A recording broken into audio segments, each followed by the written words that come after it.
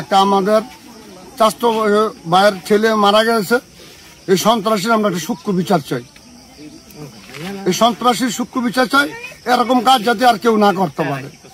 মুন্সিগঞ্জের টঙ্গিবাড়ি উপজেলায় 7 বছরের হোসাইন নামে এক শিশু খুন হয়েছে। আর খুন করেছে তারই প্রতিবেশী 20 বছরের যুবক আরিয়ান মাহিম। আর খুনের কথা স্বীকার করেছে তার মায়ের কাছে।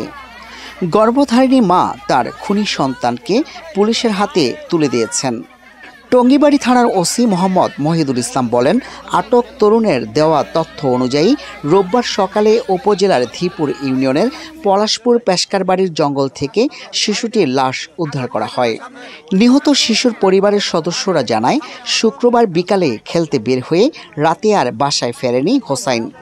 পরে তারা জানতে পারেন প্রতিবেশী আরিয়ান মাহিমের সঙ্গে সাইকেলে ঘুরতে গিয়ে নিখোঁজ হয় সে। স্যার, আমার পোলার আমি সঠিক বিচার চাই।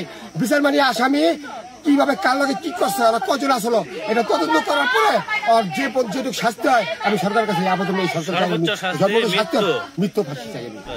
7 বছর বয়সী নিহত হোসাইন উপজেলার ডুলিহাটা গ্রামের মোহাম্মদ জুয়েলের পুত্র। সে আরিয়ল সরকারি প্রাথমিক বিদ্যালয়ের 2য় শ্রেণীর ছাত্র। পুলিশের হাতে আটক আরিয়ান তার মায়ের কাছে হোসাইনকে হত্যার কথা স্বীকার করেন।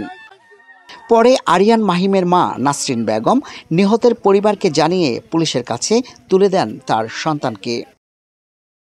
টঙ্গিবাড়ি থানার ভারপ্রাপ্ত কর্মকর্তা মোহাম্মদ মহিদুল ইসলাম বলেন, এই ঘটনায় হত্যা মামলা প্রক্রিয়াধীন। লাশ ময়নাতদন্তের জন্য মর্গে পাঠানো হয়েছে।